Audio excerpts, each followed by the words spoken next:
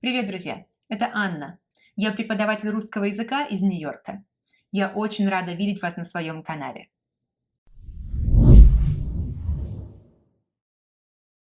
За последнее время я получила много вопросов об украинском языке. Произошел ли украинский язык от русского? Или, может быть, это диалект русского языка? В чем разница и в чем схожесть русского и украинского языков? И я решила сделать это видео, чтобы ответить на самые популярные вопросы. Если это видео вам понравится, пожалуйста, дайте мне знать своими лайками, комментариями и подписками на мой канал. Это лучший способ поддержать мой проект.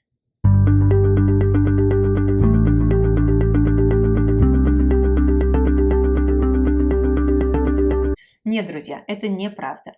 Более того, украинский язык не является диалектом русского языка. Это абсолютно отдельный язык. Русский, украинский и белорусский образовались примерно в XIV веке из того, что мы называем древнерусский язык. Древнерусский язык был языком, на котором говорили восточные славяне. Примерно с 7-8 по 14-15 века. Восточные славяне – это предки народов, которые мы сегодня называем русскими, украинцами и белорусами. Разделение на 3 языка произошло по историческим, по политическим причинам.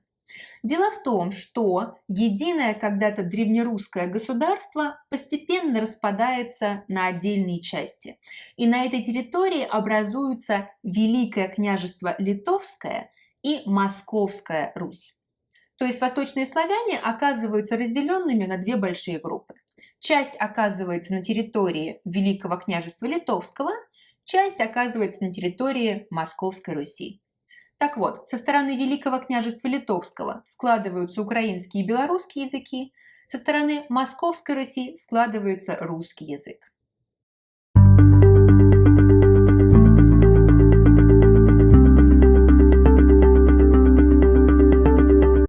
Украинский и русский, безусловно, являются языками близкими родственниками. Вместе с белорусским языком они входят в группу, которая называется восточнославянские языки. Между украинским и русским есть большое количество сходств и также немалое количество различий, потому что все-таки это отдельные языки. Наиболее близким к украинскому является белорусский язык. У них примерно 84% общей лексики.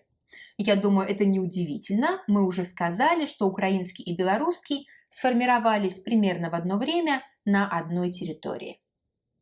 Также очень большое сходство с украинским имеет польский язык. В них примерно 70% общей лексики. Почему это так, становится понятно, если мы посмотрим на историю. Польша оказывала большое влияние на этот регион. У русского и украинского языков примерно 62% общей лексики. Но все-таки украинский и русский являются близко родственными языками. И я расскажу вам сейчас, почему ученые так считают. Слова каждого языка имеют свой, если хотите, срок годности. То есть они стареют, они или меняют свое значение, или полностью уходят из употребления. И русский и украинский языки не исключение. Но в каждом языке есть набор слов, который стареет медленнее, чем другие. 50 лет назад один американский ученый, которого звали Морис Сводиш, составил списки слов-долгожителей в каждом языке. В этом списке 100 или 200 слов, которые стареют медленнее, чем другие. Считается, что за 1000 лет из этого списка исчезнет примерно 15 слов. То есть они исчезают очень медленно. В эти списки входят наиболее базовые слова. 1, 2, 3, мама, большой, мужчина, женщина, человек и так далее. Если мы сравним списки Сводиша для русского и украинского языков, окажется, что они сходны на 86%. Таким образом, мы знаем наверняка, что русский и украинский являются близкими родственниками.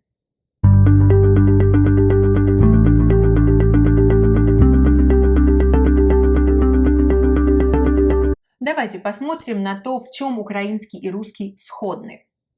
Ну, во-первых, и в том языке используется кириллица. Но в русском есть какие-то буквы, которых нет в украинском языке, и наоборот. Грамматика обоих языков очень похожа. И в русском, и в украинском есть падежи. В русском их 6, в украинском их 7. В украинском есть дополнительный падеж, который называется звательным. Он используется, когда мы обращаемся к человеку. Этот падеж существовал в древнерусском языке, который, как вы помните, является предком для русского, украинского и белорусского языков. Но в русском он со временем пропал, в белорусском, по-моему, он тоже пропал, а в украинском он сохранился. Но вот что интересно, в русском до сих пор существуют отдельные слова, которые, если их внимательно рассмотреть, являются формами звательного падежа.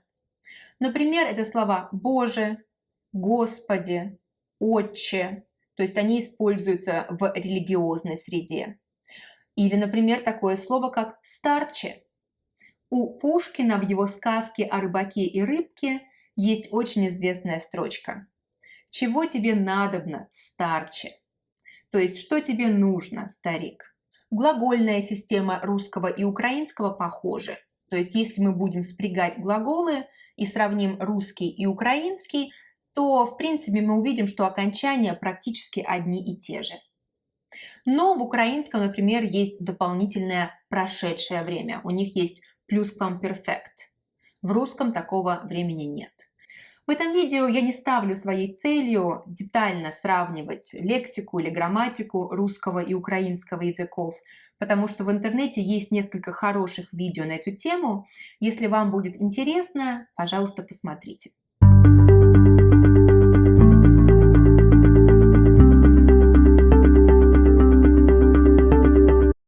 Русский язык не имеет статуса государственного языка в Украине. Только украинский язык является государственным языком. Но в силу общей истории подавляющее число людей в Украине владеют на очень хорошем уровне русским языком. Я читала статистику, что тех, кто не владеет русским языком и не понимает его, всего лишь около 4%. И то же самое, около 4% людей в исследовании, которое я читала, сказали, что они не понимают и не владеют украинским языком. То есть мы делаем вывод, что подавляющее число жителей Украины владеют и украинским, и русским языком.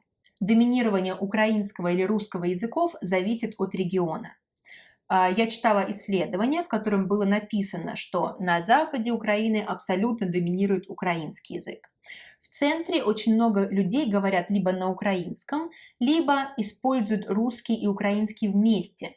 Такое сочетание называется суржик. Суржик – это смесь украинского и русского языков. На востоке страны традиционно доминирует русский язык. Но даже там, по крайней мере, половина семей дома говорит или на украинском, или на смеси украинского и русского.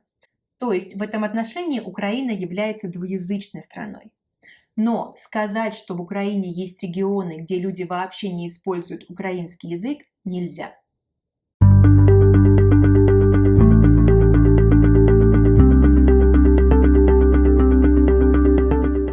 Нет, друзья, я не могу сказать, что это легко. Я проводила над собой эксперимент. Я смотрела специальное видео на украинском, слушала песни по-украински. И вот те самые 62% общей лексики я понимаю. Но остается еще 40%, которые я не могу понять просто так сходу. То есть украинский отдельный язык, его, конечно же, нужно изучать, если вы хотите на нем говорить, если вы хотите его понимать. Надеюсь, мне удалось ответить понятно на вопросы, которые у вас возникли. Если у вас какие-то вопросы еще остались про украинский или русский языки, пожалуйста, пишите их в комментариях. Если я смогу, то я обязательно отвечу. Если это видео вам было интересно, показалось полезным, пожалуйста, поставьте мне лайк, напишите комментарий и подпишитесь на мой канал. Вот и все на сегодня. Увидимся в следующем видео. Пока-пока.